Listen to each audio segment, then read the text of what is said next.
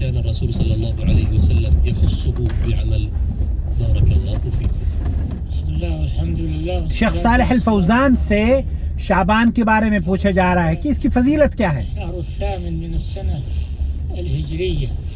یہ 8واں مہینہ ہے. رسول الله صلى الله عليه وسلم عندما سأله أسامة بن زيد اسامہ ابن زید نے قال يا رسول الله اللہ کے رسول سے لم پوچھا أرك تصوم شهرا من الشهور ما تصوم من شعبان.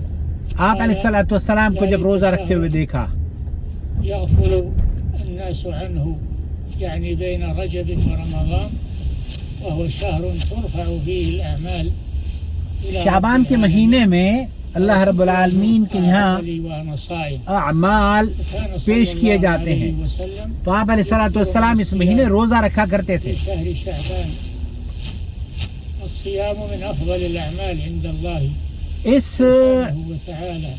نوافل کے جو کسی بھی رمضان کے علاوہ نفل روزے رکھنا اس میں بڑی فضیلت کی بات ہے. في صيامه ليومي الاثنين والخميس. اثنین اور خمیس وقد قالت يا المؤمنين عائشة رضي الله جمعرات اور جمعہ كان رسول جمعة الله صلى روزة. الله عليه وسلم يصوم حتى نقول لا يفطر ويفطر حتى نقول لا يصوم. تو شیخ صالح الفوزان یہ فرما رہے ہیں کہ اس ماہ میں شعبان کے مہینے میں روزہ رکھتے تھے اللہ کے رسول صلی اللہ علیہ وسلم، لیکن کوئی خاص فضیلت احادیث میں نہیں آئی ہیں، جیسے کہ عام طور پر بیان کیا جاتا ہے کہ اس کی نصف شعبان کی رات کی فضیلت شب قدر کی طرح ہے.